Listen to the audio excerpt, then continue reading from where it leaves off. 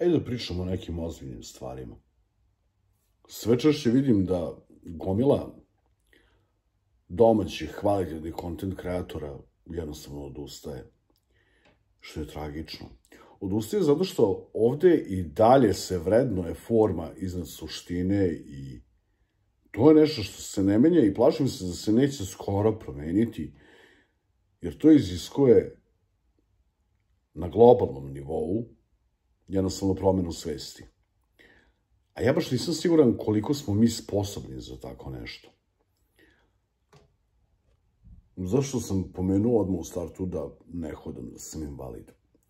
Pa iz prostog razloga zato što kao neko ko ne hoda, ja sam probao svašta u životu da radim. A tu opet dolazimo do one tačke koja je izuzetno problematična u našem društvu, a to je da se ljudi plaše promena. Okej, ima to mnogo veze i sa politikom i sa raznoraznim stranjima kroz koje smo prošli, naše promene su uglavnom išle na gore. Ali generalno taj strah koji ja primećujem kod svih u svim sferama, nebitno da li je posao u pitanju, doslovno u svim sferama života, jeste taj strah od neuspeha. Nekako smo naučeni da ne smemo da ne uspemo, da je sramota ne uspeti, da, najjači opstaju i ostalo, robujemo takvim glupostima, tako nekim izlizanim floskulama. Najjači opstaju, nikad se ne predaje, druže, batali me, doslovno ceo svet grca. Ali jako, izuzetno mi ide na živce baš ta osobina kod nas. Jebote, ja sam u životu probao svašta. Sve što nije smelo, ja sam probao. Sve što mi je rečeno da ne mogu, ja sam probao. Ne kažem. U dosta stvari sam izvukao deblji kraj, ali kao... Ne možeš izvući pouku, ne možete ništa naučiti, ne ništa, ali zaista se jako malo uči iz uspeha. Da bi izvukao pouke, da bi znao gde si bušan, da bi znao kako da budeš bolja verzija sebe i kako da ljudima ponudiš mnogo bolji kontent, da ne bi rekao vrednost, jer je to sad in. Iz poraza se uče stvari, uče se lekcije, uči se gde grešiš, učiš kako bolje da uradiš nešto. I poraz je jako bitan zapravo za naš opstanak. A ovdje se jako svi boje poraza. Generacijske, to nisu čak ni decenijske, to su viševekovne pogrešne smernice koje su nam davane i koje se prenose bukvalno sa kolena na koleno. I tu se vraćamo na priču o kontent kreatorima. Učite kako samo treba da imaš dobru priču i ništa drugo nije bitno. Pričao sam već o tome u onom kraćem klipu.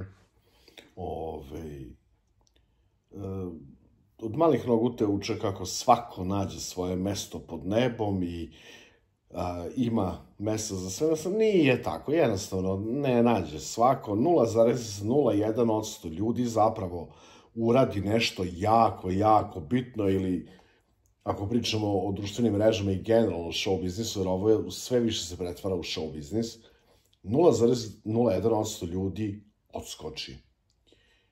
Mi sami sebi postavljamo vrlo nerealne ciljeve i onda smo jako nesrećni zbog toga. Zašto ih postavljamo? Pa zato što opet nas bombarduju sa svih strana tupavim frazama, znači...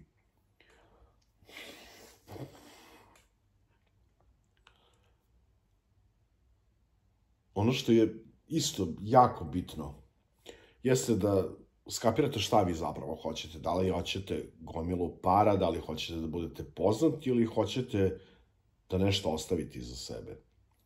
Ja se retko kada razočaram iz prostog razloga zato što Da se ne lažemo, hoću i ja da zaradim. Lova je za mene nužno zlo i ja je tako gledam. Pogotovo zbog mog specifičnog stanja, bitno mi je da imam para, ali nije to ono što me vozi.